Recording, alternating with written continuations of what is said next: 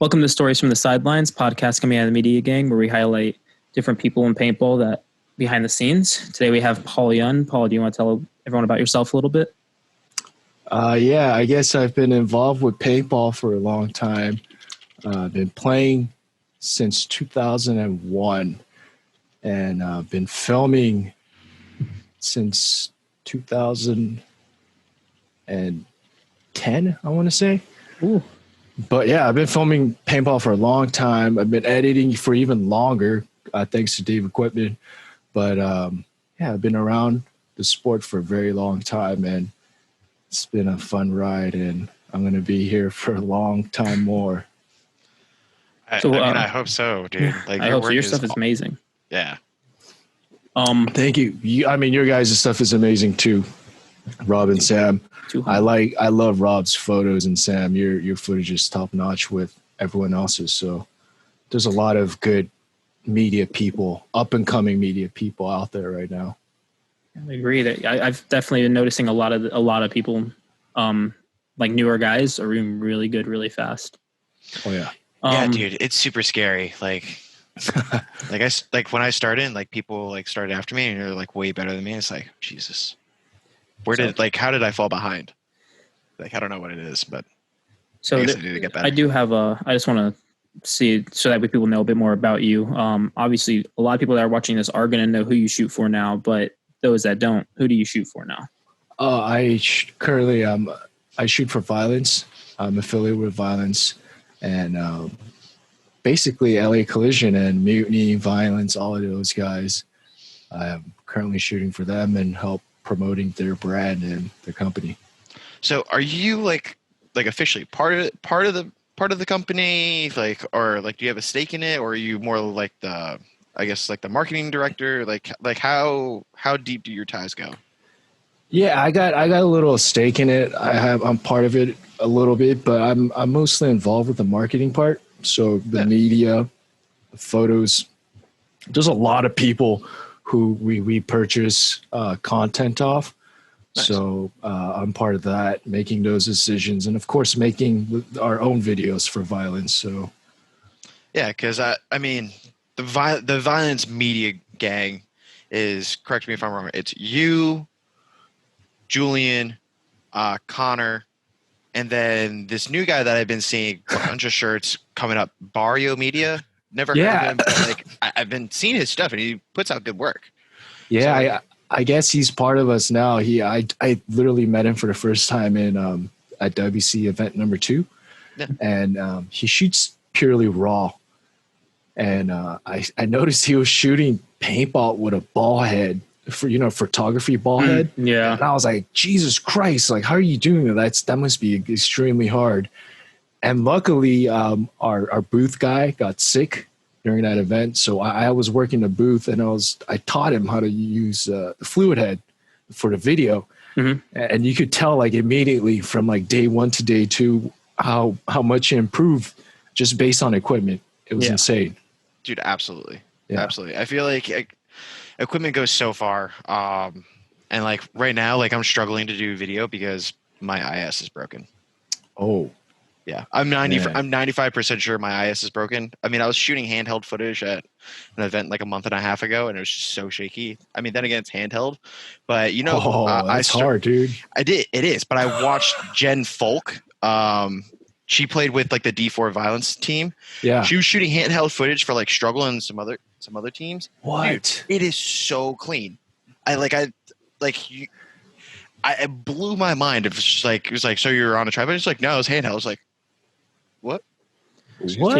Rob, the problem isn't that that your IS is broken. The problem is you decided you want to spend like $600 on a small HD instead of like getting a tripod or something. I mean, I have a monopod. Yeah, that's the problem. Well, I mean, I was going to use my monopod at the event, but I was helping out Matt. He needed some handheld footage from like the ground for like the edit that he got hired for. And I wanted to practice it because I never really did handheld footage. So that's fair. Fuck you, Sam. I personally use only a monopod, but then I think that you got to use the 3-leg monopod with a fluid. You need a good fluid head. and that's it. That's what I have. I have like a Bunford fluid head. So I think I just suck. I think I'm just bad. Oh man, you just got to crank them up to like the highest. The way that I do it is I crank up the tension to the highest, and then I loosen the tightness all the way. Well, not all the way, just just to the point it's not tight, and it's super fluid and smooth.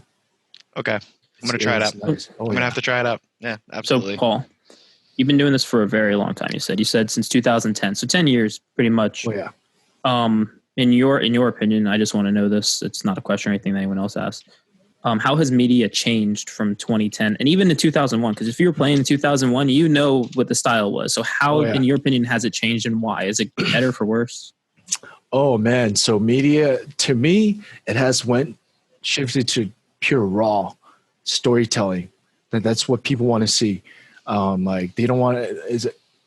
I'm all about the Cassidy Sanders era, where it's the slow motion and the cool clips. You edit it. It's almost like editing a music video, but with paintball footage.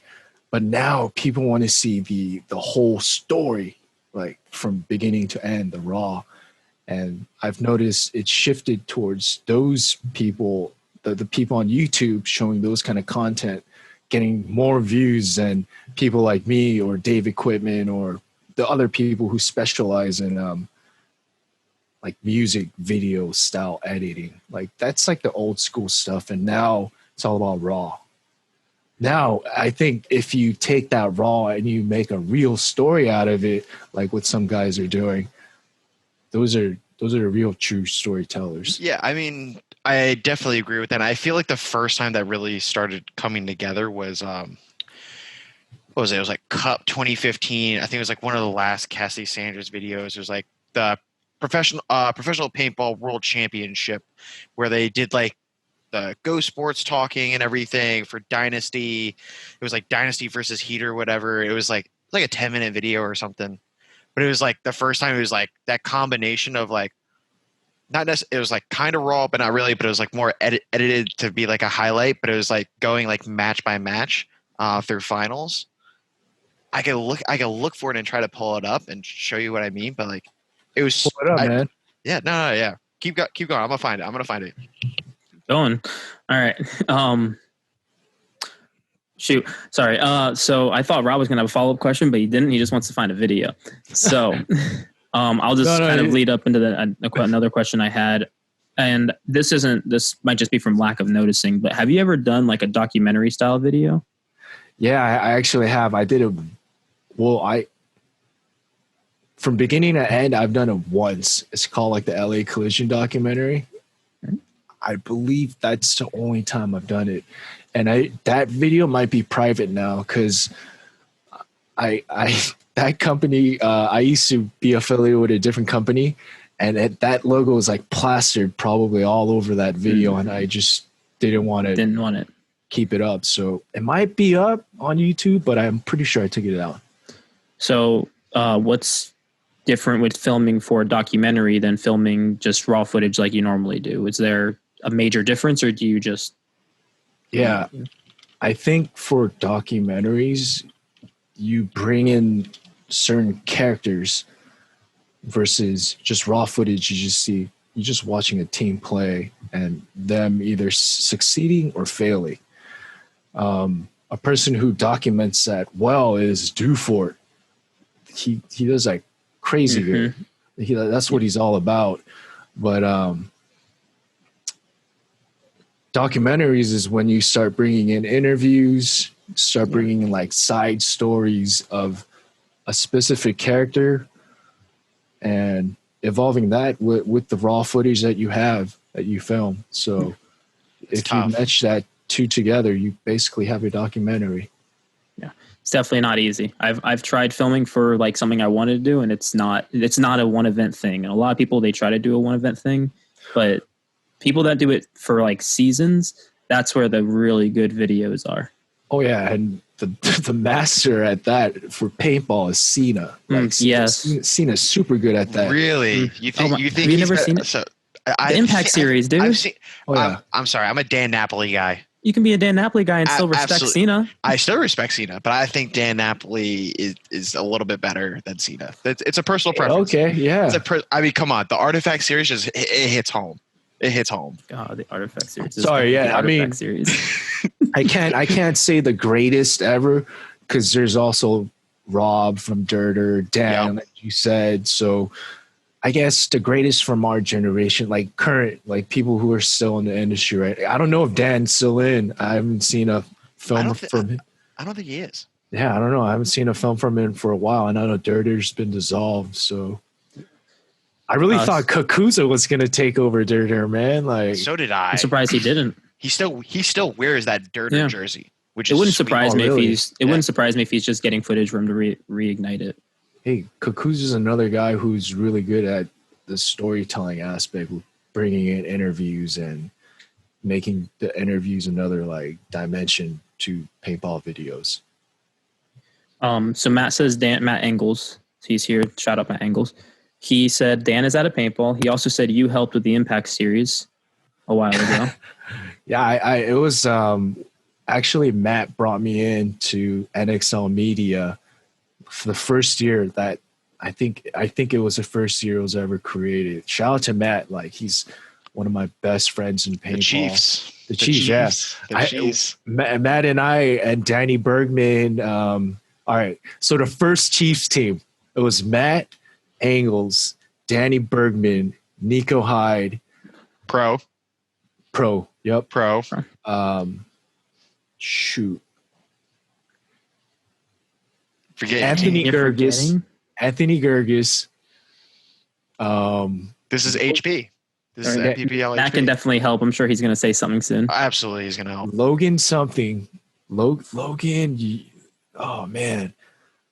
Logan Edwards. Dylan Boyum. Jordan Boyum. Yep. Myself.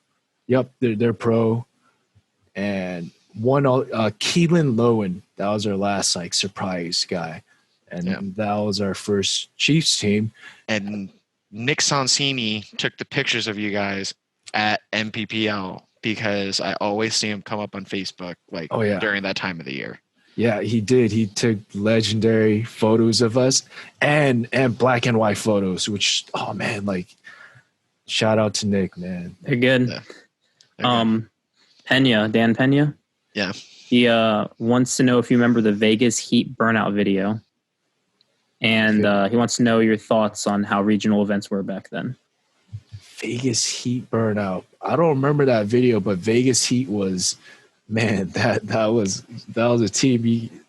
That was one of the best teams in the West Coast. And Vegas Heat started when it was a league called XPSL still in existence, 7-man league, feeder series for MPPL. Dude, I don't know. You guys definitely didn't play paintball back then, but when the XPSL was around, just in Division 3, there was like 110 teams. Ooh. That's a regional, like that's a regional in one division. That's a full event. Yeah, man. So like that's like 3 fields, easy. Oh man, like XPSL was like, I think it was like 8 fields. And like they never did it's how WCPPL is now.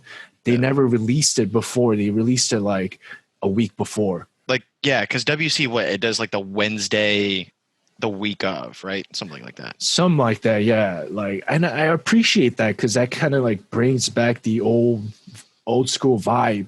And also you're not wasting like, I don't know, like thousands of cases of paint practicing that layout. Yeah. You know? Yeah. It turns into not who's better at paintball, but who can play the layout better. And I feel like what WC now does is like, if you're gonna win, you got to be good at paintball. You got to learn. You got to learn to think on your feet, break down a field the morning of, or if it's like if the layout gets released on like the Wednesday, you only have like a day or two. You're only really looking at the layout. You're not really playing the layout. Maybe you'll drill the layout depending on like your work schedule. But I really like that idea. Yeah, I wish more leagues would do it. And one crazy thing is like with WC, people try to take it to the next level. The next level is NXL. very few succeed after WC. I don't know why. I think the only one that's like really succeeded right now till this day is DMG. That's it. Like everyone else has either fizzled out, burned out, or Well, I mean, DMG was Fusion. A lot of those guys were Fusion. yeah. Right? I know the kind of like it was like the Boyums were both on Fusion. The Boyums were on Fusion. I think they started on some other team. Man, I totally forgot. But yeah, they were definitely on Fusion because I remember seeing them with their gray jerseys when they played on the Chiefs. I have one. I have one. Oh man. God. He's real proud of that jersey. I always get mixed up. It was either Dylan or Jordan sent me out of the kindness of his heart. Wait, you have one of the Boyums jersey? I do. Wow. I'm a little thick right now, so it's kind of snug, but like it's one of my favorite jerseys that I have. I have the gray Fusion jersey, and then I have one of those Raza Golden State Pirates jerseys. Oh man. Yeah. If you ever ask Rob about what jerseys he has, he's just going to show you two, and it's both the ones he just said. Yeah, pretty much. I mean, my pride and joy is my Rack City Clutch jersey. So, that's a nice one too. That's mine. I mean, like mine's has a mob jersey that he got from Cam, and it's like his most prized possession. Yeah. Kenya is also sending you the video, by the way. I don't know when you're going to get a chance to see it, but he said he's going to send it to you. Yeah. So. My SD mob jersey was taken back from me after I quit the team. They're like, hey, you got to give your jersey back. I was like, what? No, sorry, I lost it. I was like, what? Yeah. Dang, it's crazy. I just went boating and it fell overboard. It's the weirdest thing. Oh man. I feel like now jerseys, they're like, it's not the same anymore. It's like before, like with a team, is like we have 10 guys, we have 10 jerseys. That's it. Like When if you want that jerseys? jersey, Why are we talking about jerseys? That's not why Paul's here. We could talk about jerseys. We can. Cool, it's just when did this happen? it's because we started talking about different West Coast teams, and it was Fusion, and it was like I got a Fusion jersey, and then it was just like we started talking about jerseys. Dude, I probably own like over 200 jerseys right now. And I bet you got some heaters too. Damn, you must be really close to Dane Hawkins, and how many you own then? Yo, facts. This I've been collection playing is since 2001, so long time. Yeah. But have you seen Dane's collection? He's got a walk-in. He gets like 10 jerseys a day in the mail. Oh man. He'll take a video and like you ever walk in your closet and it's like stuffed to the max with stuff and you're just like peeling them away from each other. That's him, but his jersey closet, because I think he has to have two closets unless he just doesn't use it. Damn. Okay. Yeah, dude, he's got some heat. Nice. He's got some heat. Absolutely. Hey Paul, why have you never come to a Florida event besides Cup? Oh, dude, because you know what's crazy? I'm only like literally focused on West Coast events besides NXL. I don't know why. And that's like only the media people I know too. That's the people I associate with. Besides the people like you guys that I talk to once in a while on Facebook and Discord. Besides that, I'm only talking to like it's crazy. I don't know why. I'm only talking to Stretch, Dufort, and Julian. That's pretty much it. And MC and Quitman once in a while. Well, but I mean, you're a West Coast guy. That's it. You're just a fan of you're a fan of your home. That's it. Like there's nothing wrong with that. No, not at all. Yeah, I mean, it's a good place to be for paintball. Also, should come to Florida though. I mean, there's Florida. All right, to me, there's like 4 meccas of paintball. There's Florida, killer players from Florida, Texas, California, and like the New York area, like that like little tiny area. Rhode Island. Shout out Straza gang.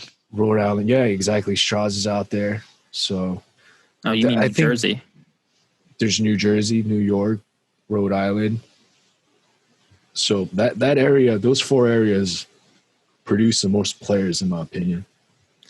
So has there been any talk of violence trying to set up booths in other regions, like other, and MSXL, MVPS? Has there been talk about that? Because a lot of these, they don't charge you to be a vendor as well. So it's, 2 guys can run a booth and sell out. A lot of these guys in Florida, they want violent stuff. I get asked every weekend that I wear this, can I buy your shirt? No. Yo, and you know, Why don't y'all set up? Elias would like rep hard as hell, just like getting drunk as hell, and is like, "What's good, violence?" Oh yeah, Elias is a huge supporter of ours, and we support him all the time. But I don't know, man. Like,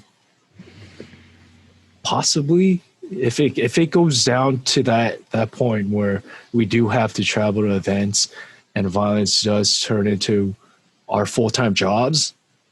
If it does turn into a job, then yeah, why not? But right now, just the way we're running the West Coast and dropping it on our website and giving some of our players from the East Coast and the Midwest to sell, I think it's working out. I don't know. Maybe going to East Coast events and Midwest events and setting up booths is the next step. It's very early HK ish vibe. Yeah, like actual PB fashion. Yeah, totally. And I didn't know that you guys have you guys are essentially set up reps in the East Coast and like the Midwest. I didn't even know that. I thought it was like basically like you, like Dave Ramirez and like Andy Horvath, and like that was it. No, man, we have like Cal Leach is like one of our Texas dudes who carry some of our merch, and we're in the talks of like people of Maryland, you know. Yeah, Brawl definitely. Yeah, something like that. So possibly something like that. So we're not sure, and stores have been contacting us too, but really, that's a big step right there. Dude, multiple stores, but I don't know if we're gonna do that because we want to be in control of what we sell. Yeah, and that's fair. So when you say that, what do you mean by you want to be in control of what you sell? Because you still get to choose the products that you sell. I mean, I feel like it would just help move a lot of inventory. I mean, it would be at wholesale prices, but yeah, but like, I guess what I'm trying to say is, as a business standpoint, we make more money if we sell it ourselves. Oh, absolutely, at a store. Yeah, absolutely. And I get what he means too. Like you sell it to the store, and it's it could be sitting there for a while. So like that, they know what they sell. They have their inventory. They have their numbers. Yeah. No, I appreciate that. We're trying to not make it that way. We're just trying to make it so it sells like immediately. And if you've noticed, like all of our products aren't like, we're not remaking. We're remaking some of it. Like if people are like, "Yo, like, can you please make that again?" Like our joggers. Yeah. People want the joggers, so like we're like, okay, we'll remake those, but like one time only. That's like the max. Yeah, everything is limited. Keep it limited. Exactly. Yeah, create the hype. The shirt that Sam's wearing, you'll never see it again. So, I like this shirt too. I had a question, but Rob asked this question, so I don't remember my question. So Rob, please continue while I remember. Yeah, no problem. I mean, like as violence, like you guys have done shirts, you've done stickers, barrel bags. I mean, you doing some jerseys. You did like the paintball pant joggers. Like, where do you guys see yourselves going with like other products? Like, what's on the horizon? Like, basically, give me an inside look so that I know, so I can get my money ready, so I can make an order. I mean, he needs one-on-one shirts. For a paintball company, the ultimate goal is to like make everything yourself in-house, top to bottom, for a paintball player. I don't know if we're gonna do that. I have no freaking clue. We might just write out the whatever's working for us right now. So I don't know, man. But to tell you the truth, like more on-field gear, like we're in the works of talking to other companies and collaborating with, because I don't know how to freaking design a cleat or like a pod pack. I don't know, but like where to go for that. And at the same time, we don't want to make something that's low quality that'll break apart. So our whole model is, if we can't make it high quality, collaborate with a company that wants to work with us, because not everyone wants to work with a company that's named Violence, So yeah. But there's a lot of people that do. You like to work with a company that makes high high performance gear. All right, shut up, Rob. That's minimal branding. What up, fam? I know, Rob. You're affiliated with Kinetic, and I saw your pants through Domo. It's Domo. Yeah, Domo. I call him Domo. I'm sorry. Dude, at WC, and those are clean, man. Those are really nice pants. Wait until the next pants drop, dog. I'll send you out a pair. So, yo, big facts. Pretty much the question I had was the same one that Rob just asked. Is there anything going on in the future? But you already answered that. So I'm going to ask this because I'm just curious because I haven't purchased any new violence gear in a while because I have the shirt, I have a hoodie, all that stuff. But this shirt is made by Raza, I believe. And I know for a while you guys were going through social. Have you guys been able to set up your own shop where it's like a violence like warehouse, or are you planning on doing that? Yeah, so man, I'm gonna tell you guys something crazy. So there's a couple of owners of violence, and one of them is a guy who knows a lot about merch. Like that, he's been in that industry for a long, long time. That's the next step. That's just basically the next step. So yeah, because all our money that we've been saving towards now till this point is going into that, what you just said, Sam. Perfect. Yeah. It makes a lot of sense because as soon as you get there and then you start making your own stuff, you then start to make other people's stuff, which then makes running the factory cheaper, and then you can make your own stuff for free essentially. I mean, that's the story of Todd. That's Raza. He started Raza. He took like 80 grand or whatever, built this company making jerseys, and then he basically started a factory, and now he manufactures for Midwest Clothing. I think he did a lot of stuff for Vulcan. He does the bulk of GI stuff, and now I would say probably about 70% of paintball equipment is soft goods is made by Todd. Yep. And the companies that we work with currently, like, I'm not gonna I'll just name one company like JT. We'll definitely continue working with them like in the future. They're not off the books. There's things that we're gonna create in-house starting the couple, I don't know, weeks or months from now. And of course, we're gonna stay in touch with the manufacturers that we were previously in contact with and continue our relationships because they helped start our brand. Like, yeah, absolutely. You can never get rid of like people who help water the seed, you know? So absolutely. So and there's a lot of people who do in paintball, but the owners of violence are very old school in that we'll never do that unless you screw us over. So yeah, and that's fair. Don't ever do that. Don't bite the hand that feeds you. Exactly. So Rob, you had a question? Yeah. So, I mean, I love everything that you guys are doing from a violence perspective. I mean, when it comes to products, you guys make awesome products. I think you're doing it right with the limited drops. Like, you got to buy it now or you're never going to see it again. And I mean, you're seeing a lot of other companies do that. I mean, Sandana does that. Mark Henry, he does that with his products, and I think it works great. Yep. We're kind of doing that with Kinetic, kind of, not really, but we're doing like limited colors this time, just because some people have reached out about it. So it was like, why not? So I feel like that's I like that vision, but when it comes to the media and the marketing side, I mean, where do you see this going? Like, are you trying to turn into the Cassidy Sanders or the Quitman of violence as a brand, or like, are you trying to go a little bit more of like how like Planet Clips does it? Like, we do our clips and stuff, but then we get more into like this documentary style with like Dan Napoli did for Planet Clips with like the Artifact series. Fava does like the I Am Me thing that he did for a little while, which I think that was a great series that he did for Planet. Love his stuff.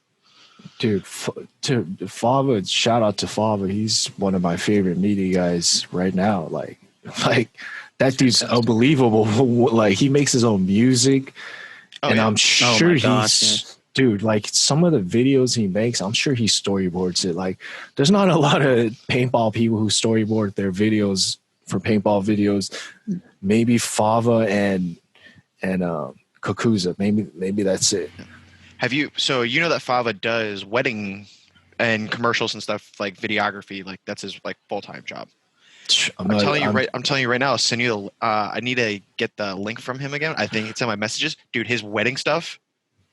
I watched like 3 minutes. And I bursted into tears. I'm hiring him for my wedding. Absolutely. I don't care how much it cost. I'm sure he kills it, man. And rushes it. Wait, what was the original question? But like, I was just I just remember like Fava. Like Fava's amazing. Yeah, like, he's amazing. So where do you see like the marketing for Violence going? Are you kind of going to go with like the HK style with very short clips, like cool slow mo, like very much music video edits, or are you going to try to go more of like the Planet route where they do like some more documentaries, you know what I mean? The whole I Am series and get like a little bit more personalized with the brand. I guess like their top teams. I want to do definitely more like storytelling documentary style. I think as a filmmaker, you want to do that. Like just doing like music video stuff over and over, it gets kind of like repetitive and dull. But then again, just shooting raw and just uploading raw, it's like, where's the storytelling in that, you know? So you want to take that and then make a story out of it. Like that's my end goal, but man, that takes so much time. Like, like man, it's. I bet you like when Cena made this Impact series, it didn't take him like weeks to. No, it was months. It probably took him months. Yeah, absolutely. To go through, I mean, just going through all that footage, like because it's not just him shooting footage. It's got to be like 4 or 5 guys. Oh yeah, definitely multiple. Paul was part of that. Yep. Man, I know at least it was 4 people shooting for him. So it was insane how much footage he had to go through. And just to do that, it's a lot of time, and Violence isn't my full-time thing. I have a full-time job, and I do Violence. Honda. Yeah.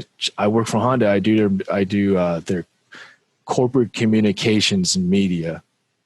So communications media is what I'm into. Good gig, great gig. And I have another job. So I have like 3 jobs that I'm juggling. But my true passion is Violence. And that turns into a full-time thing. That's awesome. But to get to the marketing side, I'm just going to continue what I'm doing. And it's working. I want to get into the documentary side. That's my end goal. If I go to Cup, that's what I'm going to do. Yo. Real fast. Ready here first. Mutiny documentary. Man, start at Cup. It's coming. If Mutiny plays, are they on the list? I'm not too sure. I have no idea. So, Ben Silverstein wants to know what's the best kill you've ever filmed. I don't know if that's pretty like specified question. I'm going to expand and say what's the craziest point you've ever filmed. Man, the craziest point. Yeah. It wasn't even a point that I filmed. The craziest point that I filmed was Pinky WCPPL event. Yo, that run! Holy shit, dude! Yeah, that was wild. Dude, it was like 15 seconds. Like you have the clock. You have the clock and everything. Oh yeah, not a Pinky. He's a really nice dude. He was one of the few people that I met when I was out in LA and played at SC Village. Stand-up guy. I like him. He's good people. Pinky. And a lot of the guys on Collision/Mutiny, I hope they go pro one day, because the amount of work they put in to play paintball, like to compete at that level in WC, man, they deserve it. It's literally 2 times every weekend. Like those guys are out there. So I don't give them anything. I don't give them any crap. Yeah. Yeah. They're working. How do they feel about these merged teams? Oh, that's a good question. Yeah. Or Wild Dogs Latin America getting a pro spot at Cup. Honestly, like those, I don't really talk to Mutiny like every day. Like, okay, that's fair. I just talk to them whenever I'm filming them at like practices or events. But I mean, I'm pretty sure they're not happy about. I don't even know who the hell Wild Dogs are. Like, no disrespect to them. I don't even know who they are. Like, did they play semi-pro? last event? So here's what happened, and I'm yeah, okay. So by Rob's laughter, I think, and this is just what I've heard. NXL. This was announced like in Vegas, by the way. But I think NXL is trying to bring in like the top teams from other leagues, which I guess they're a top team in NXL probably. But in US NXL, they placed like 16th, dead last. Yeah. They haven't done well in US. Yeah. So that's where the drama is. If they did decent, like even if they were like 5th, it would be less controversial. But, and I said, this was announced back in Vegas. Like this has been planned. This has been known, but. Oh, that's fine, Dad. If they announce it in Vegas, then they're keeping their word. That's awesome. I think it's awesome. Bring other pro teams from other countries and let them have a chance. Tauntauns. You know, make an actual World Cup. But Tauntauns, yeah, I definitely think Tauntauns should have been part of that. Like Tauntauns should play pro, man. They're just like decimating everyone in semi-pro. They are the sandbagging kings. Didn't they purposely miss Vegas last year so they didn't get the pro spot? Like that was an actual thought out plan. That was an actual thought out plan, and they missed the pro spot by 3 points, dude. And not only that, this event, I mean, in Vegas, they played under like a different name, and I was Camp like, Factory. Yeah, I was like, that's the Tauntauns, dude. They have to though because they can't play as Tauntauns. I think they won, right? Yeah, they did. Yeah, dude. They have a good camp. Like they felt. Oh man, they're crazy. They're ridiculous. I don't. So we still have questions on here. There's a ton of questions. Yeah. Sam's on top of it. So wait, has anyone took a restroom break during this show? No, but if you need to, me and Rob can talk. Yeah, go right ahead. Yeah, I need to do it real quick. Yeah. I'll be right back. This is a first. Dude, I'm telling you, man, it's all the Trulies he's been drinking, and he's got that West Coast cotton mouth, dog. I'm gonna screenshot some of these messages so that way, and I mean we can start addressing the comments. So first off, I didn't know Matt was the one that actually captured the Trevor Reeser incident. Oh, really? He said he's the only one that got it. Which makes sense because I've only seen one video, and that is crazy. That is a good point. Like on the field footage, not like a Go Sports. That was like obviously Go Sports has it, but the only one to capture it like as it was seen, Matt. Also, he did say the plan was to have 24 teams. There were 20 usual, which are the ones that are usually there, and then the one Asian team, or Asia team. I guess they're not have to be Asian. Yeah. One Latin American, and then 2 European. So interview Paul and he will drink. So as I said, it was announced back then. I know it's controversial specifically because of their rankings in the US, but they did do well over there. So it makes sense. In Latin America. Yeah, they are like the premier team in Latin America. So it makes sense. It's just, it's controversial because of the record here, but over there they probably expected it a long time ago. Yeah. So I mean, but did the Ironman just signed up, right? I don't know because I thought I saw that. If you look at Nick Slowiak, he posted it. He said 2020 champs, and then he said something like, "If the next hashtag was like, I hope this hashtag doesn't trigger you," or something like that. Yeah. So I don't know if it's real or he's just messing around, but they're all ranked semi-pro, and I know they're not all actually ranked semi-pro. I know APPA messed up, but I thought it was fixed. Yeah, I'd laugh really hard. They're all ranked semi-pro, and they just go sandbag semi-pro. That'd be hilarious. So Paul.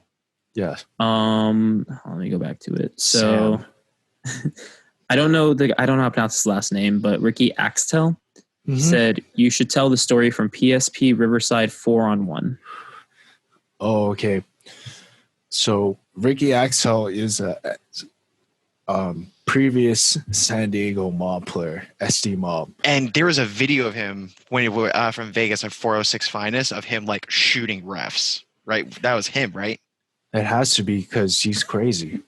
He did that in World Cup. I've seen this video. It's nuts. He's literally just stands up and just like starts roasting everybody. Refs start walking to him, and he just starts roasting refs.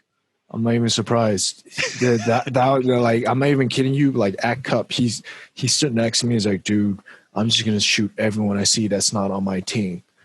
Dude, there was like 3 major penalties, like because they knew they lost and they were gonna get second place. So Ricky's like, "I'm gonna go out with a bang," and I think he got like banned from the PSP for 1 year. PSP's like no more. So it didn't matter. Yeah, it didn't matter. Dude, but that's great. Ricky's crazy, man. He's like, to me, he's like the essential paintball build. he's like the perfect size where he could play behind any bunker. I think he's maybe like 5'2", 5'3", super like well built for paintball. Just like a one solid massive muscle. And the 4-on-1 he's talking about, he gets shot in the head. He basically plays it off and he kills 4 people. And he wins it for his team. And he was guessing for DBS Supersonics, something like that. And he won that point for his team. Nice. And also Daniel Pena has confirmed it that he did blast everybody at Cup in finals when he was playing the Vipers. Oh yeah. Yeah, I was there for that. I have a medal for that event. Nice. From Collision. Yep. Someone also wants to know, Johnny Wan wants to know if the shirt you have on is out of stock. No, so this shirt will be in stock soon, Johnny. You should have got one at WC, but it'll be in stock soon on our website. Damn, being a midget is awesome. Speaking of shirts, Paul, how do I get like a 1 of 1 or like a 1 of 10 shirt? Don't do it. He doesn't deserve it. You know I'm a custom guy. He doesn't deserve it. He doesn't even have a single violent shirt normal, and he wants a 1 of 1. I don't want a regular violent shirt. He doesn't want any violent shirt. He had plenty of opportunity. I want like a prototype violent shirt, like a design, like a misprint. So no, don't do it. We're doing a it sounds like don't do it. We're doing a violence media.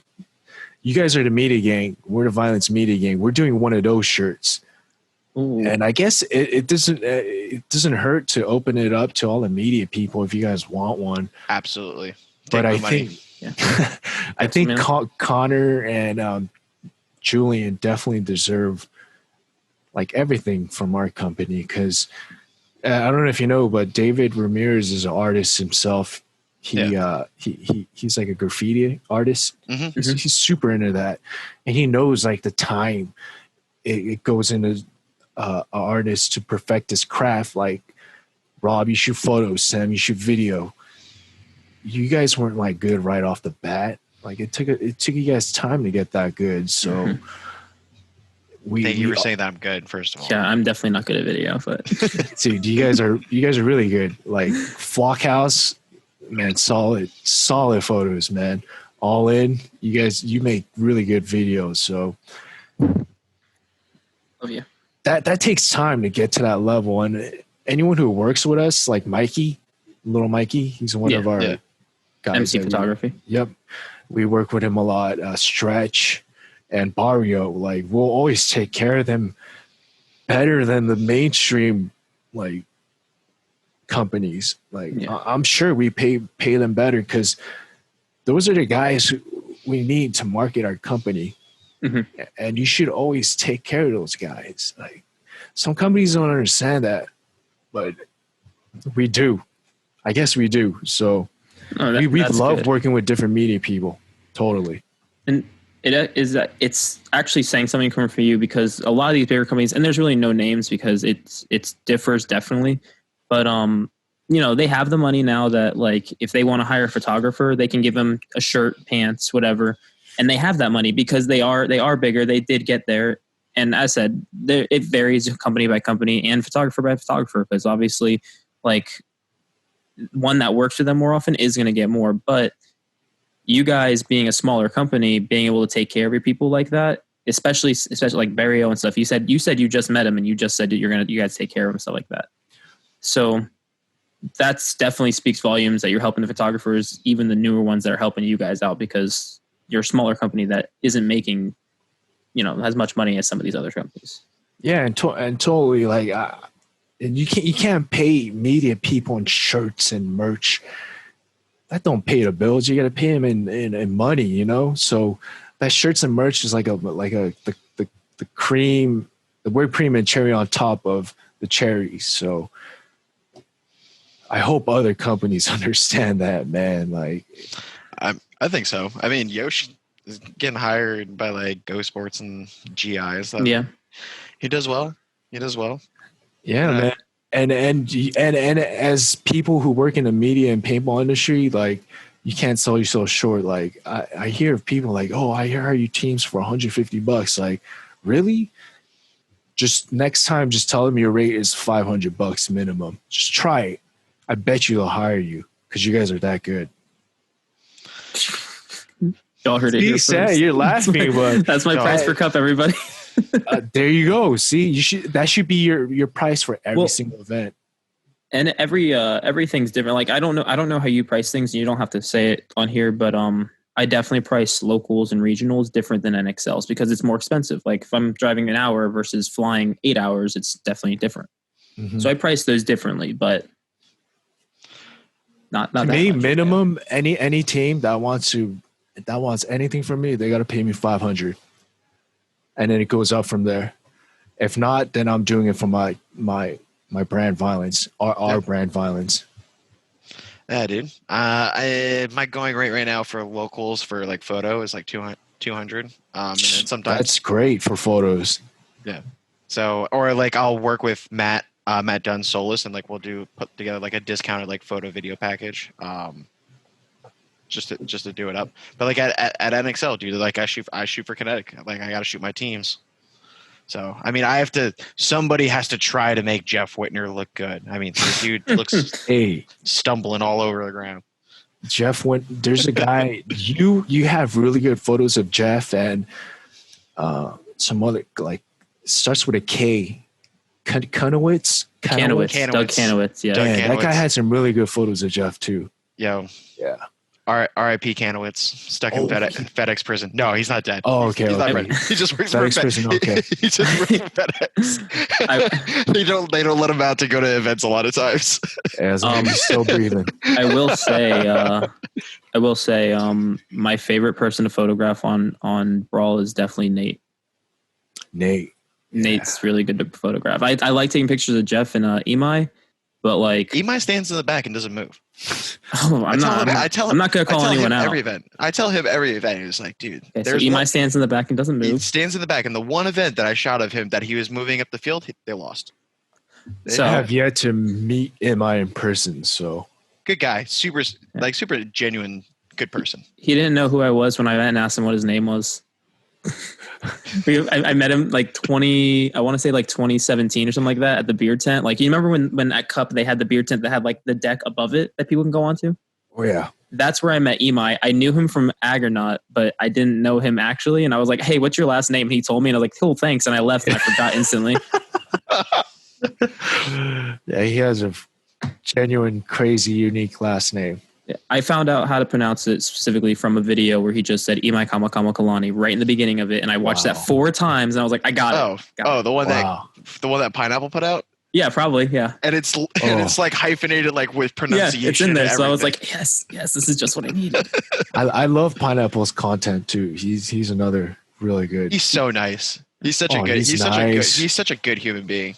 And the music he uses is really nice too. Yeah, it's very original. I love it. And I like that a lot. He has his own unique style, and like I feel like a lot of people, especially like with newer people getting into media, even like with us, when you first get into media, like you're just trying to get your skills down, your fundamentals, and then you try to get your style. You know what I mean? And then you try to be unique, and that's something that Fava told me. He goes like, you really know that you've kind of made it is when you can be in a crowd and people would be like, I know that guy's work. That's easily identifiable. As soon as you get to that point, like Paul, I know your work. I know Connor's work. Like I know Julian's work. I know Sam's work. I know Bryce's work. Because we all have our own style. Same, like any of our friends, we all have our own style. And I feel like that's something that like I always try to tell people that are like just getting into it is like, get down to fundamentals, see people who you like, but don't imitate. Become your own person, because if you imitate and you fall and you can't be easily identifiable, at a point it's like, why am I hiring you and not the guy next to you if you basically do the same work? Yeah, you're right. You know what I mean? And like that's how it is. Like for the longest time, like when I hired Fava, like I hired Fava because I like his shots, I like his editing style, I like how he frames everything. Oh man. You know what I mean? Fava's like amazing.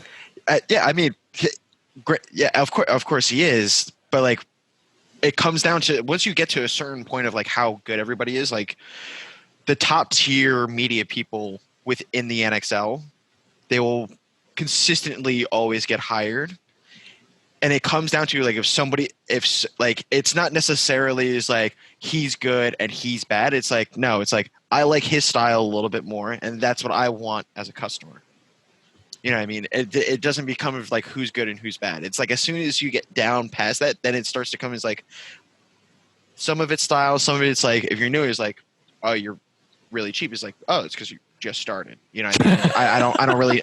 I don't really know what kind of content I'm gonna get. No, but I mean it happens to the best of us. You know what I mean? Totally, like a lot of people start like that. Hey, I mean, real fast. yes. Let me highlight some of the things that have been said in the chat. So first, I want to really say this is what. Sorry, I want to shout out Matt Engels again. He said a few things, but he said biggest advice he can give new media people or people looking to get better is to open your ears to tips from the top guys and always study their work. Shout out Paul. Know your worth, but don't overextend and inflate yourself too much, or you'll look like an idiot, like I just did. So that's smart. That's definitely really good advice. You don't want to if you're brand new, just picked up the camera yesterday, and you charge $400, and the guy that's actually experienced is charging $200, they're not going to hire you because you look like an idiot.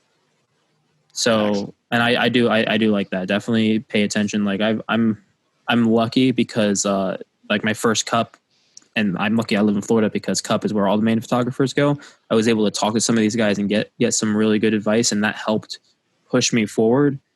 But if I didn't open my ears, and I still get salty, don't get me wrong. If Fava says my picture looks like trash, I get mad. But not because like he said it looks like trash, because I thought it was a good picture. So yeah, pictures of trash. I don't care what you say, Rob. But you just have to pay attention to that. You know, like not every picture you take is going to be a good one. I've definitely given pictures of teams that I thought were good that later on I look and I'm like, probably could have been better, but there's really nothing I can do now. So pay attention. So just like keep looking. Matt Engels, Canadians are definitely super nice, eh? Stretch would not say that though. Stretch would never say that. Stretch would never say that. Stretch hates Canadians, right? Except for Camille. He does like Camille. Pineapple. Yep. Pineapple. So Pena has two questions. One, he wants to know how Paul chooses his music. Oh, okay. Should I answer that right now? Yeah. You can, yeah, because the other one is another question itself. Believe it or not, every time I edit a video or choose music, I'm highly intoxicated. Like that's the truth. I'm on Creative process. Yeah, I'm on something. Like I'm on something, and then of course blazing, because I do that normally. West Coast lifestyle. Yeah, and then I'm on alcohol, and then nicotine, and then just until like I'm like obliterated, and then I just listen to music, and I'm like, oh, all right, okay, that might work, and I try to memorize it. Like it's really hard to when you're crossfaded, so you do it to an extent, and you just start editing until you can't, and you just continue it the next day or week or month. And then when you can't, is it Overwatch after that, or is it Valorant? You just go to. I mean, to me, back in the day, it was Overwatch, and then it turned into Valorant, and then now I just go to bed. Yeah, I'm you're over that hump. It's like this is it. It's bedtime now. I don't even remember the last time I played games. So, but I have them all installed in my computer. I just don't remember anymore. Like maybe like a month ago, which is crazy to me because I used to play every single day. So the other question he had, that was not an answer I was thinking. The other question he had, who influenced you back in the day to get into media? And then for him, it was, and I'm going to butcher this last name, but it was Jack Palumbo. Jack Palumbo. I've never that was Dan's, but who is your inspiration? My inspiration was David Quitman, man. Like back in the day? Back in the Oh, dude, yeah, he did shoot a lot of old school stuff. Summer Nights. I forgot. Dude, Hot Summer Nights. Yeah, David Quitman. Dude, exactly. Hot Summer Nights. Like, you guys don't even know, like, David Quitman on PB Nation, it would crash his website because so many people were downloading at one time. Like, this is previous YouTube. You had to have like a standalone player on your own website, or just like let people download the MP3 files. I don't even know if it was MP4 back then, MP3. And 818 Productions David Quitman, 16 years old, 15 or 16. I remember seeing that. I'm like, dude, he captures paintball for me because he's like one of the original video guys for paintball. Yeah. And Quitman's an OG. Quitman's an OG. And when I went to Van Nuys High School for performing arts, which had a video program, and I knew Quitman because he was local to me, and I'd be like, hey, can I use your footage to make a video for my video class? And I'd lie to my teacher, and I'd be like, hey, I shot this footage. I'm going to use the computer, our laptops which was an iMovie. Oh, man. Yeah, to edit the videos. And Nice. I'd edit paintball footage from David Quitman's, paintball videos from David Quitman's footage. So. Did you get an A? I definitely passed. So at least a C. At least I think I got like a B, A minus, B plus A minus. Okay. Yeah. But David Quitman is, believe it or not, the guy who got me into video making. And then my idol is Cassidy Sanders. 100%. He's so good. I'm so happy.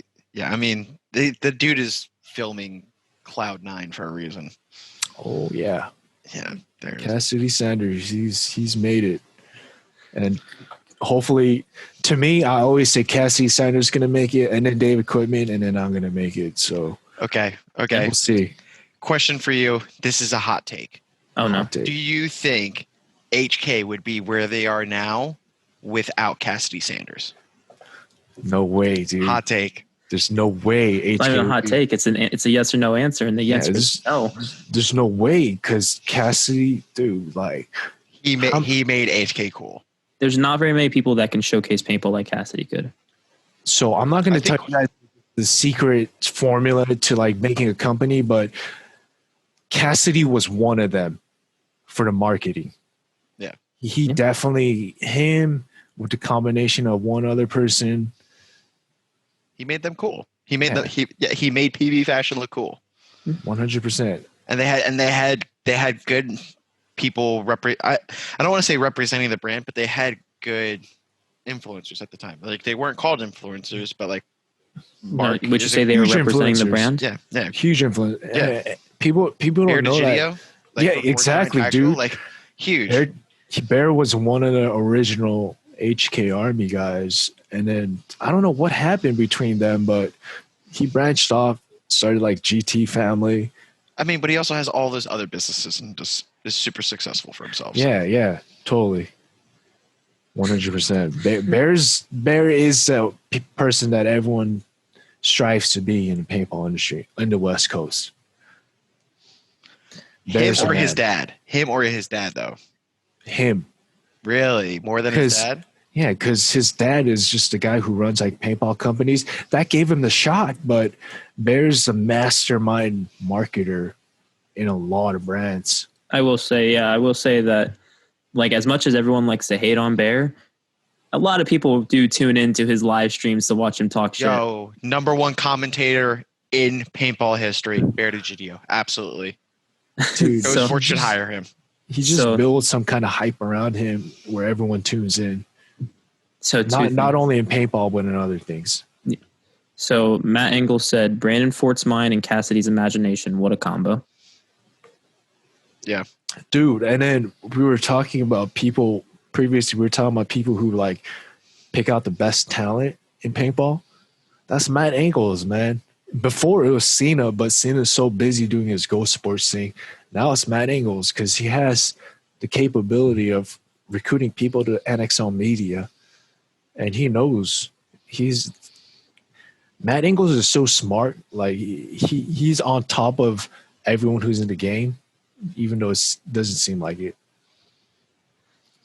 And David Robles, I believe, he says the reason that HK and Bear broke up is because it's when they hogtied him in Chicago.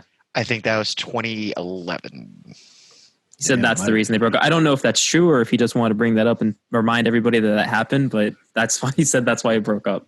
Okay. Yeah, David was one of the guys involved in HK, so then it probably is what probably true. Yeah. He was on the original Destiny squad, David Robles. Oh man. OG Destiny. Oh yeah. Back when it was just Destiny and not Destiny Florida, Destiny Texas, Destiny. Destiny East, Destiny Midwest, Yeah. Destiny Montana. I mean, no, shout out to them. They're building a huge following over and they're getting teams. It's just back when it was Destiny, you knew who Destiny was. You didn't have to variate who it was. The straight up killers. If they ain't hating you, you're doing it. If they ain't hating you, you ain't doing it right. Jeff Whitner. Facts. Yeah. Quote for the day. Jeff is badass. Because everyone does hate Jeff. Let's. Jeff definitely makes everyone hate him. I mean, until you get to know him, but everyone still hates him. He's all right. He's a good dude. I like Jeff. He supports. I like all the Brawl guys. Nothing against them. Jeff made me not want to post a nag or not because he said anything to me, because I didn't want him to say anything to me. Yo, him, Barga, and Kyle. And Kyle was Aftermath fam. Them three combined, I became friends with Kyle. And then, I was like, all right, I can post again, because if Kyle doesn't join in, they're not going to join in. What was the beef between Jeff and Barga? I didn't understand that. Was that fake beef?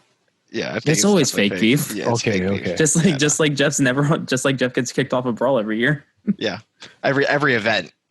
Every event. You got cut. Rank D3, can't play higher though. David also said he wasn't part of HK, but he has been around for a while. Yeah, he's been around for a long time. Been on here for a while. I don't know if Rob has more questions. I certainly I do. So one, how was WC? When does the Violence media recap of WC Event 2 come out?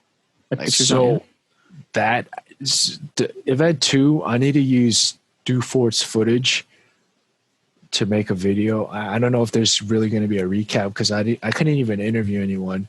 Our booth guy got sick and I couldn't film any. I filmed one day one, and then day two, our booth guy was like extremely sick. Like, he had to go to hospital. He was in a hospital for 2 days. Holy shit! Damn. Yeah, and I think he told me he had 4 IV bags, which is insane for one person. 4 IV bags is how dehydrated were you? Jesus. What were you doing? But yeah, because of that, I need to use Dufort's footage. But Event 1 video, man, that's dropping this week or next week, very soon. Event 2, I need to send Dufort a hard drive. I haven't done that yet. I'm sorry, Dufort, but I'll do that soon. And Event 3 for the finale. Whenever. So is there Event 3? I heard there was. If there is, I'm trying to fly out and play. Pops Tacos. So if you're Pops Tacos. Oh my gosh, so good. I need to try Pops Tacos. I had 6 of them because of Stretch. Okay. Or 9 actually. I think I kept it back twice. Sam, are you coming out to Event 3? If it's in November, right? That's what the rumor is. It's sometime. It's crazy because the HK Army 7-man event is right before NXL, and I think it's going to be an NXL, and I think it's going to be WC right after that. So if I'm able to, I will. The problem is I have to take off for work for World Cup. So if I'm able to, I definitely will. So if it's happening for WC, I'll fly out the weekend before, hang out with the boys, because I have a ton of people between you and other people that I know in LA. I'll just work remotely, most likely, if I'm still working remotely from LA during that week, and then play that event. I would love to. I really want to so badly. Yeah, you guys should totally come out. It'll be a good time, man. If you guys do come out, I'm down to get a room near your guys' area so we could hang out. Because I know I didn't do that with you when you came out for the first event, Sam. No, you didn't. No. I went to Connor's room though. He ended up coming and picking me up from my hotel. Connor? Oh, yeah. Dufort? Yeah, Dufort. Yeah, sorry. Yeah. Only reason I'm calling him Connor is because Rob just started calling him that, and I forgot that you're not supposed to call him that. No, you can. Yeah.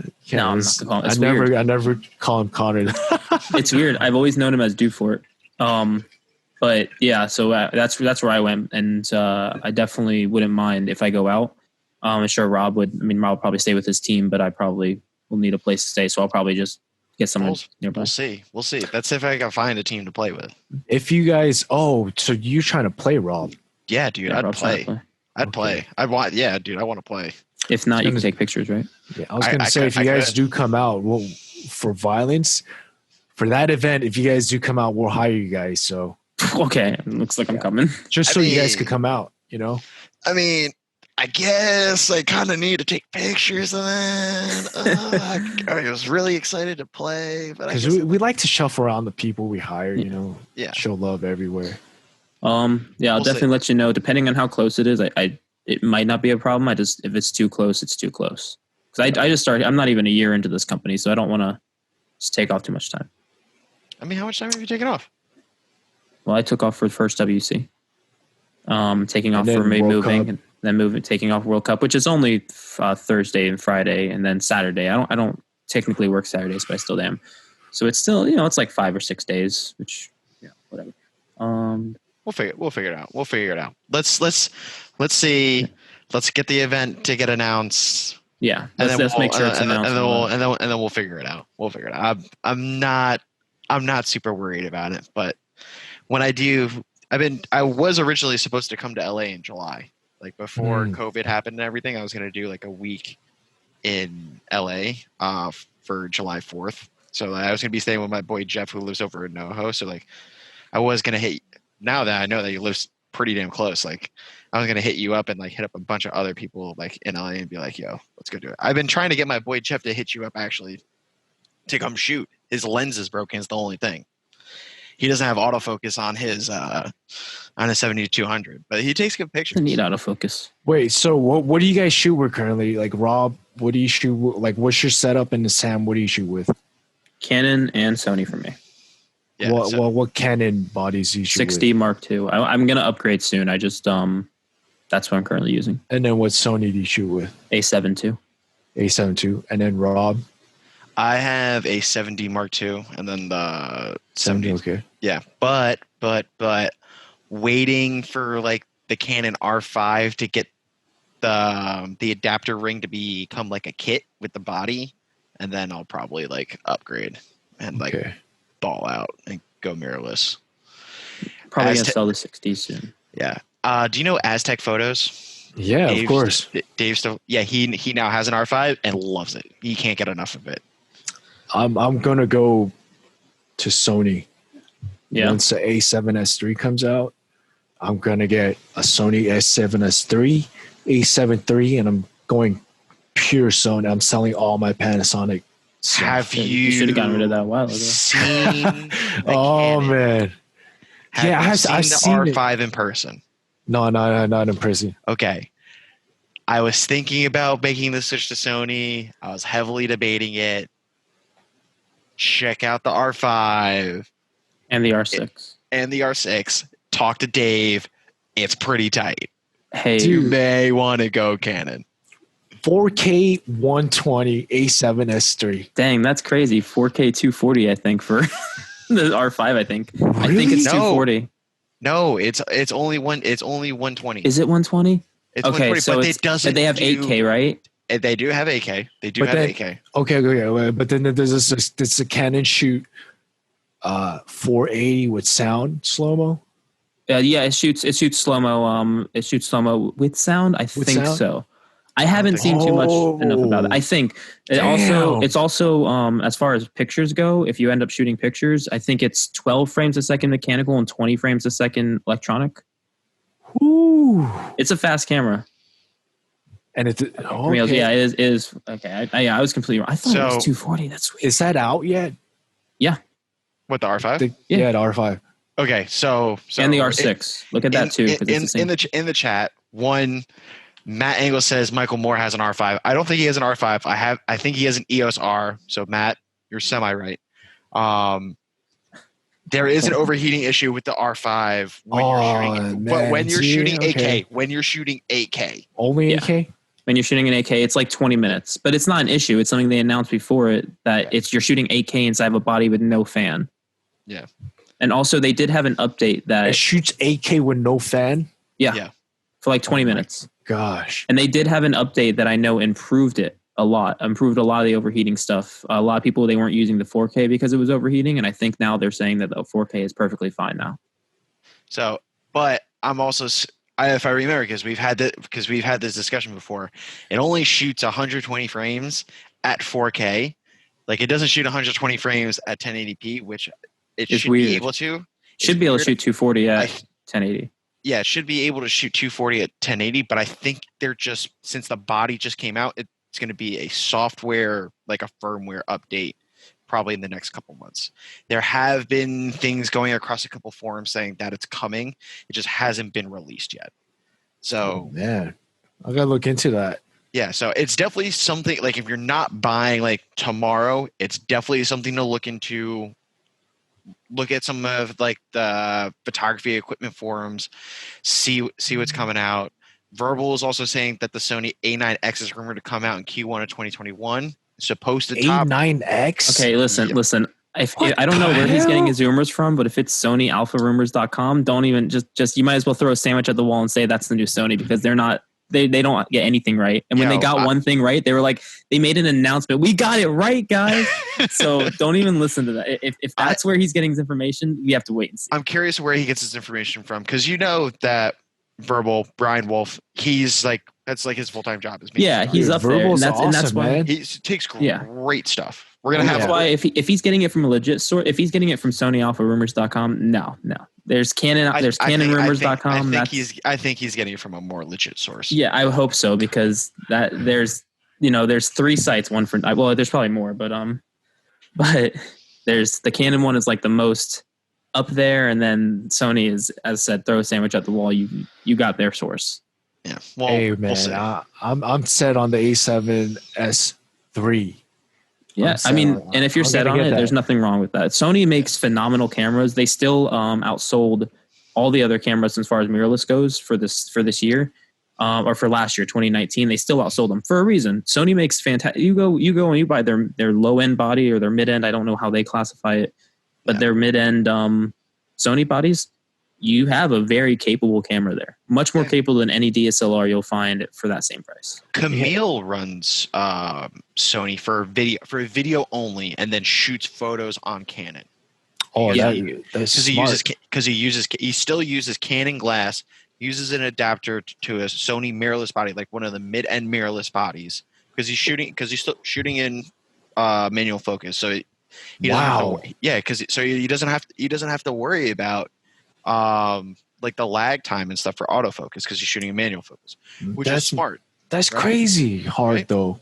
Yeah, that's smart, but that's super hard. What, shooting manual focus? Yeah, for photos. Well, but with Sony, for video. Yeah. Okay. He shoots the video on the Sony in manual focus on the adapter, and then he uses a Canon body for photos. So he only has to have one lens. Got it. Okay. And then for videos, everyone should be shooting. So whenever I see shooting autofocus, I'm like, all right, you're one of the new guys. Yeah. Definitely one of the new guys. So and you could tell how it just like jerks like a little bit, like immediately. I'm like, all right, okay. Yeah. I do know Quitman shoots manual for photos. Oh my god, that's hard. He's just used to shooting manual, and because he's been doing it for so long shooting manual, he kind of already knows if someone's here, this is what it should be roughly. So unless he changed it recently, when he first got his Sony, I think Cup last year, which is the last time I saw him besides Vegas, he was shooting in manual, and I asked him why, and I still think he's crazy if he still is, but you've seen his photos; they're sharp. Can't argue with it. Quitman is a legend, man. Yeah, no, he's so good. All right, so Matt Engels is also getting the A7S III, so he said twinsies. Oh yeah. Camille is switching soon. His Canon body is getting old, which it is. I've seen it. It's like falling apart. Yeah, I mean it's old. He's been using it forever. Yeah. And then Sony glass on Sony cam autofocus is stupid, good, like insane. Matt Engels. Should I just switch to Sony? Like my 70 Mark II is like it's old. Like Somebody 70 Mark II for like $20. Dude, I got it from Vic Photography with like 80,000 like shutter actualizations on it. I'm at like 143 right now. So Rob, I'll always have one Canon body in my arsenal, no matter what, because Canon, to me, the color profile and their sensor is the best for photos. Like to me, it is, but there's like Sony advocates coming over. Well, it was like 2 years ago that they did they did a color science. It was like a 1,500 professional photographer like blind study on color science between like a bunch of the major brands, and Sony won like by far. Yeah, Well, the colors are good, but the skin tones is what a lot of people talk about. Yes. That's the difference. The colors themselves aren't bad. Like they look good. It's just when it comes down to it. And I mean, shooting in RAW fixes that problem. You can fix anything then. Oh yeah. But it's extra work that if you just get a Canon body, you don't have to deal with. Fair. That makes a lot of sense. Don't sell your 70 Mark II. You're mainly a photographer, so that's like one of the best bodies you could have. Yeah, I was thinking about going. That's why I'm thinking about going to the R5, is because like my body is like, the grips are like coming apart. Like it's seen its day. It's been 100% a paintball photography camera, so like it's up there. It's up there. It's seen better days. So Verbal said he uses what works best. He has no loyalty to any of these brands. People get too into it, and I just got to say Canon all the way. And that's not just because I have way too much money invested in lenses. It's definitely because I really like Canon more than everything else. Also, Matt Angles, love you. Yeah. Thanks for coming in. I definitely see what Brian is saying. It's like, and especially like if that's his profession, is like, I'm just going to get the best that there is. Like, I don't care the brand. Yeah. Like you can sell it. It's a depreciating asset anyway. Yeah. Like if you're going to be constantly switching, it's going to be a little bit more cost up front, but the amount of money that you've already made it from using that piece of equipment, like it's negligible at that point. It's just my problem is I have too much money put into lenses. I can't, if I switch over, I know I could do it, but do I want to? Yeah. It's a whole process. So Sam, what do you have what's most of your lenses consistent of? It's nothing crazy. I have the 50 obviously because that's only $125, but then it's the 70-200 and my 135. Is it Sony or Canon? No, all my stuff is Canon. I don't have any Sony lenses. It's all I adapted from Canon. So to me, Canon makes the best lenses. Like they make fantastic lenses. Sigma is getting up there though.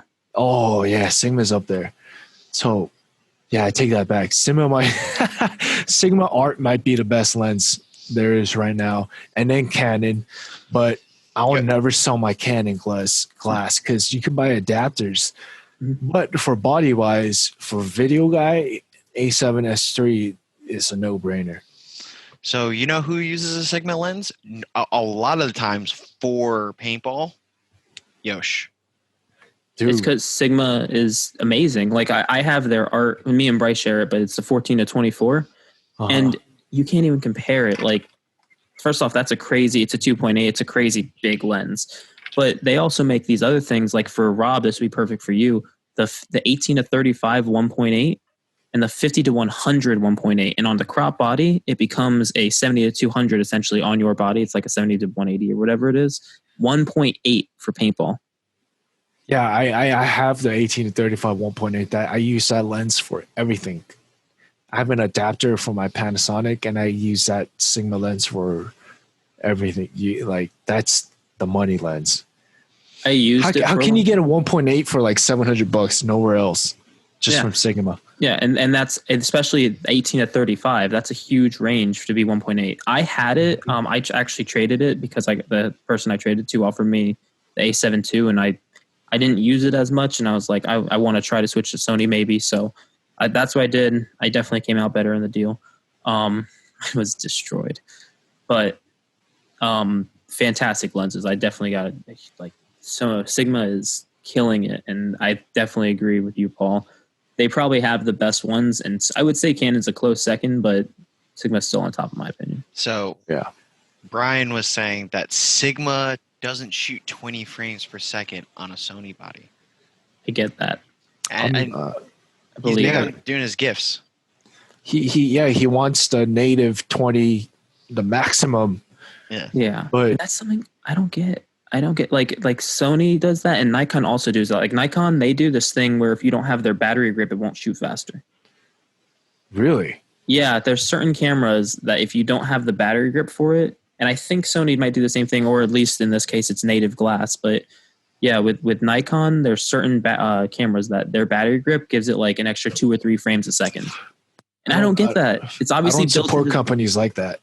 I don't like Nikon in general. The only person that I like, there's a few people I like Dane Hawkins and Jackson that shoot it, but I still give them shit as often as I can. I thought Jackson was switching anyway because the Z series is getting phased out. No, it's not. I thought I remember. I mean, it was late at night. We're in Discord. Like, the most recent rumor coming out is that they're releasing like the Z6S and the Z7S, which is like an incremental update. Gotcha. That's basically like firmware update, but it's a new camera. Also, Brian is saying that with the R5 had similar stuff with the battery. If you're below 60% battery life, it won't shoot 20 frames per second. That's weird. Oh. See, and I don't like that. Drop the frames per second if you're below a certain battery life. That sucks. I did not know that. I didn't know that. I've actually haven't seen anything like that, but I haven't shot it. I'm sure Brian has actually shot it. But I will say Canon's batteries last so long that sometimes I'll shoot an entire day and that won't be below 60%. So I mean, you know, I don't know how much battery it takes up, especially with the R5. But if it uses the same ones, you also have an electronic viewfinder though, so you're using you're using a little bit. You're using a little bit more, but I mean, I don't know how much battery it uses up. I'm just saying, like in my personal experience, I'll shoot an entire day with, you know, I'll still have like 70% battery. So then does the R5 shoot faster than the 1DX Mark II or 3? I think the Mark III shoots the same speed. Yeah. And then so Mark III is a mechanical. Oh, it's a hybrid? It's a hybrid. You can use, if you, it's mechanical. You use the optical viewfinder, but if you change it to the, you know how you can change it to the back view, like the actual viewfinder view, it flips up the camera and becomes, and shoots that in 20. They actually did what they should have done originally, where it does shoot the same or faster, and it does shoot faster. And it also, with the CFast, I believe it uses, with those cards, it keeps up with everything. You can shoot full RAW, and if you watch, there's actually videos on it, it'll say like 9,999 photos left. You take those pictures, you keep holding it down, it'll go down. As soon as you let go, whoop, right back up. It's fast. Wow, damn. Because the CFast cards are crazy. Like they're also like $500. Exactly. They're expensive, but it's an investment. They're also like 300 gigabytes. I bet you that 1DX is like what, $9,000? No, I think it's the same price as standard ones. Like 6,000. What? It's like but if you're going to do that, why not just go for the R5 or R6 and get basically the same exact thing, but you save like $3,000? And now you're also mirrorless. And now you're mirrorless, full mirrorless, so you don't have to worry about that. But some people, they still like the 1DXs. I understand it. It's a really big grip, and a lot of people have come to love that. Yeah. So I understand it, but the R5 and R6 is better in some ways and still cheaper. Yeah, 6,500, Brian just said. See, equipment have gone so advanced that anyone could become a pro overnight almost. Oh my gosh. It's insane. Absolutely. I still think that the craziest person I've ever seen go out with equipment is, I know Jonah's the most recent person that has done it. Oh, I know I bring the red can. I'm pretty sure Hunter used to do it. Oh, Hunter's good. Hunter's good. And I think he brought the red out a couple of times, but like that, and I think Cassidy also brought out like a red dragon a couple of times. It just like blows my mind. Well, Equipment brings his he has two, but the Sony F700. I don't know what it's called. Yeah, they're expensive too. They're about, I mean, they're the same as like the C300s and stuff like that. Yeah, dude, I need to take a second restroom break. Yeah, okay. Well, I was about to talk to Rob anyway, so feel free.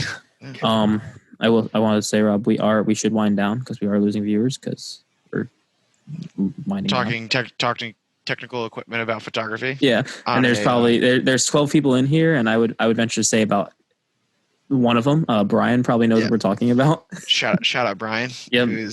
Yeah, we will have him on here eventually at some point. Yeah, Brian. He's doing really cool things right now. David Roll. Yeah, I was about to read that. Rossa was one of my favorite photographers, Lashbrook. I will say I don't know who that is, but I don't know who that anyone. Is. I'm sure if they like Paul. Is that Southside Images? Maybe. I don't know. I don't know everyone that's ever been in the game, and I don't know. I mean, there's new people that just started like at WC that I just found out who they were for the first time. That's fair. It'd be like that sometimes. Yeah, I have to go through my followers list and start following back photographers because I haven't. I've been kind of slacking on that. Paul looks refreshed. Yeah. I've been kind of slacking on that, so I have to do that. Paul, do you feel it in your chest? Do you feel relieved in your chest? I feel relieved in my bladder. Paul, do you know who Rasta is? Lashbrook? I have no clue. Okay, I don't. David Robles said that was one of their favorite photographers. I don't know who that is, but that doesn't mean much because my knowledge of photographers is very limited. One of my favorite photographers is Andrew Holtengard. Do you guys know him? I do not. So this guy, he knew photography. He knew it was all about the lens and nothing about the body. And he would shoot a Rebel series, but like killer lens. Like he was one of the first guys to shoot like maybe like 4.0 with photos. And it'd be bokeh. Well, not him. Matt D was the first guy to do that. And then Andrew H. Mm-hmm. But people who advocate the low f-stop and shoot photos is the best, in my opinion, because that's hard to do. Like the shoot like 2.8 or like? Oh, man. If you could if you could shoot 2.8, that's awesome, but 4.0 is where it's at for paintball, right? Yeah, you have to have more body. 4.0, sorry, 4.0, yeah. Yeah, definitely. I think depends on what you're shooting, though. Like, I like 2.8 for photos. Fava shoots all his video pretty much on 2.8. Yeah, that's really hard to do in manual focus, and I think Quickman shoots a lot of his video also in 2.8 in manual focus. Wow, like, it's tough. I've tried it, even with the monitor that I use, it's still really hard. It is so shallow. It is so easy to try to keep them like in focus as they're running. It's a nightmare. I want to touch on Favo, but in a second, David said that he was the one that did all the old NXC covers and JT catalogs. That's who his guy, the guy he was talking about. Let me go back up to it because David Robles. Yes, Rasta. That's what he's saying is that the Rasta guy is the one who did all the old stuff, like the magazine stuff. Okay. He's an old school guy then. Yeah, really he said old school. 2000s. What are you drinking there? Some kind of like scotch. Yeah, well, I'm a scotch person. Don't let Rob fool you. Don't let Rob fool you. He has one good bottle of scotch, and he's like a scotch guy now. What do you mean? I have a full cabinet. No, your dad has a full cabinet. No, I have a full cabinet. So he lets you drink whatever you want. Doesn't mean he's the cool dad now, Rob. My go-to scotch or any kind of whiskey is the Kirkland brand. Do you guys have Costco? Costco? I've never had the Kirkland brand, but it's solid. It's really good. My favorite is the Canadian one, but I can't find it anywhere, so I just get the blended Scotch brand. Okay. Yeah. Okay. So, before we do end up winding down, I do want to say what I was going to say about Fava. Not only does he shoot 2.8, he shoots it handheld. If you look at Fava, he carries his camera just like that. I have pictures of him doing it because I was creeping on him on purpose. Wait, when he shoots the 24-70, but he's on a monopod when he shoots the 70-200. Not all the time. And he uses the thing, the viewfinder. He uses the viewfinder. Yeah, he uses the because he has a small rig or a small HD. No. When he's on a monopod, he has like an attachment so he can look. Oh, yeah, but he looks down. Yeah, so he MC looks has down the same one. Yeah. But still, he shoots 2.8 handheld. I don't care what anyone says. That's not easy. That's skills. That's skills, man. Yeah, I've shot 2.8 like a couple of times, and my favorite video that you've ever made is the video that you've shot in 2.8, and we've discussed this. It's the one at the ranch. Yes, it's a same day edit. Like, it's so good. The fact that that it literally happened. Like you shot it, and then that day it came out. Like, come on, like that's so hard to do, and to So do it well. yeah, I think that's when you have the best videos, because you have something in your mind and you're like, I'm gonna make this today, and you make it the same day. To me, that's my best videos came out of the same day edits, because I storyboarded everything, and it came out perfectly. So when you have a game plan in preparation and you follow through with the game plan and you make that video, that's when you make the best videos versus just freestyling it. I agree. If you actually have a plan, I listen to music and I'll kind of make a video around that music. That's the hardest part. I agree with you, Sam. When you have that secret formula, when you're like, all right, this song, I can make this video. Then no one does what you need them to do. Like, all right, I really need to dive here. Oh, he didn't dive. That's the hard part. And believe it or not, some of my same day edits, I tell like Danny Bergman, like, hey, I need you to crawl down the snake. And everyone just shoot at him so it looks like you're playing. So I stage some of those shots. Nothing wrong with that. Sometimes. I mean, if it's a good video, it's a good video. Thank you. And if no one can tell, no one can tell. Mm-hmm. Facts. I mean, now everyone knows, but yeah. Sometimes you gotta tell your players, and you gotta direct them like, hey, I need you to do this. I mean, is it staged or is it creating the video? Because everything is staged. Someone watch your video and be like, oh, that's staged, and they'll go out and watch a Marvel movie. Are you kidding me? It's the same thing. Yeah, I mean, all of those movies are staged, but for paintball, if it's in the moment and you get it without staging it, it's the best. Better. Yeah, it's the best. But you have that shot in mind, it would make the video flow better. People like it. I see nothing wrong with that. Pictures are a different story. Like, you can get pretty much any picture you want, but like video, people have to do the right things, especially in the scenarios you need them to be in. Dude, for pictures it's not all. You can't get every picture. Some of the photos, take for example Jeff Whitner, some of his photos, like of him jumping over the snake, you can't recreate that. No, you can't recreate it. But handy with the camera. Yeah, you'd have to be. Yeah, and I agree. I've gotten some photos like of JC Nunez on ML Kings. I have a photo of him jumping over a bunker, and I have the shot on the guy's arm. You can see the splatter off there when he shot him on that same shot. See, that's one of a kind. Yeah, and it's not easy, and I 100% agree with that. But most shots you can get, there's very few. Like even the diving over. If you tell them at some point that day, hey, if you could dive over the bunker, if they see the opportunity, most players they're already going to take that opportunity. But they know that they want that shot too. But you guys are both photographers, videographers. You guys both know players want the cool picture. Oh yeah.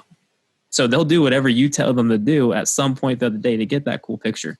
I had a guy who was gonna, at a 10-man Mounds event, he was gonna execute somebody else so he can get a cool picture of it.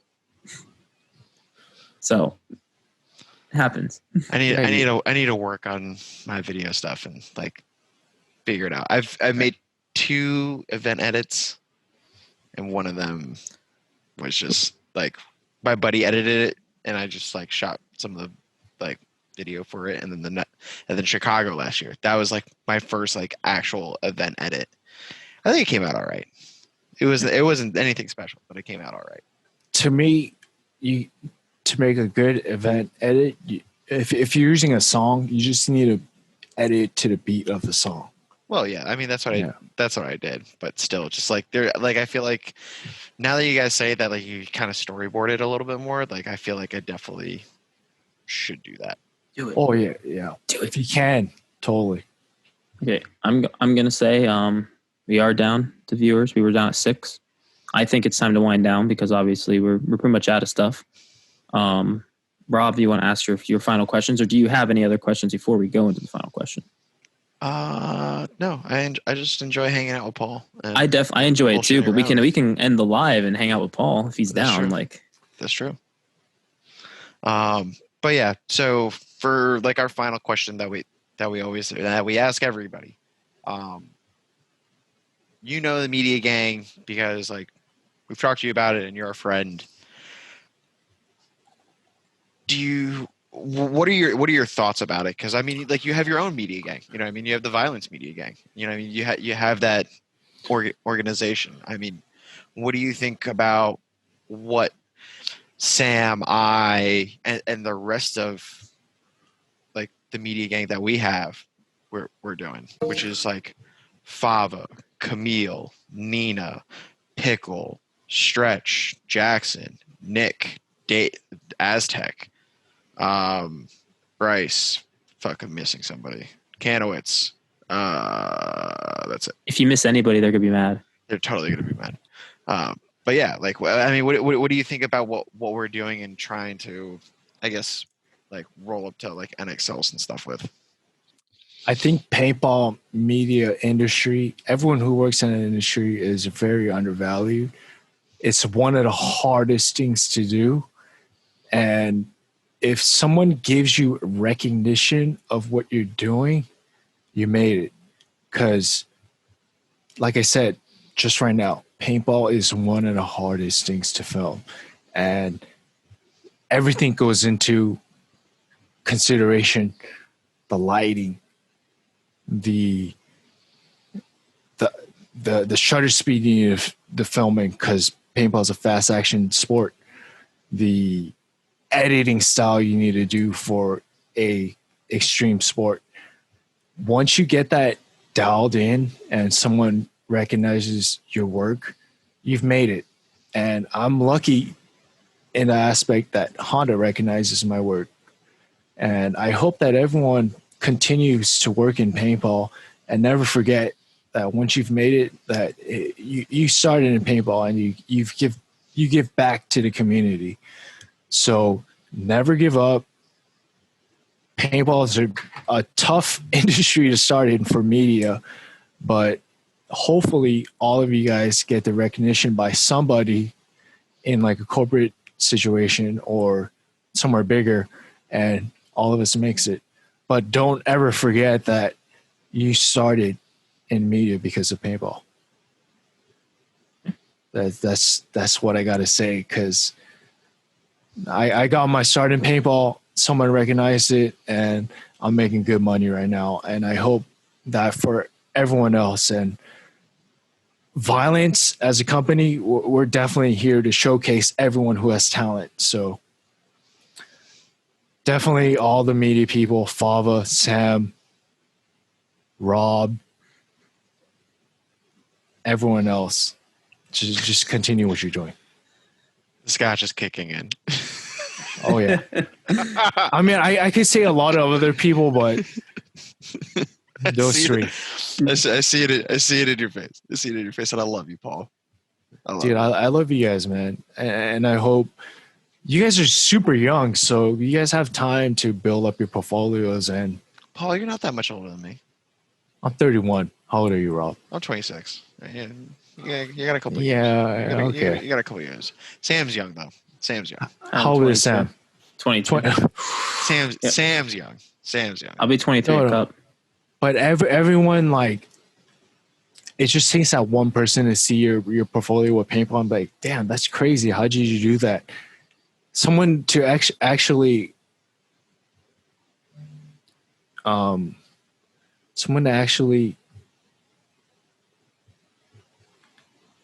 not experience it, but know what it's worth for, like what it takes to make a paintball video. They'll understand. Know your worth. Yeah, exactly. Know your worth. They'll understand like how much time and work it takes to make a paintball video. It's not easy, man. No, it's not at all. Yeah. It is way harder than a lot of people think. And not only paintball videos, paintball photos too. Yes.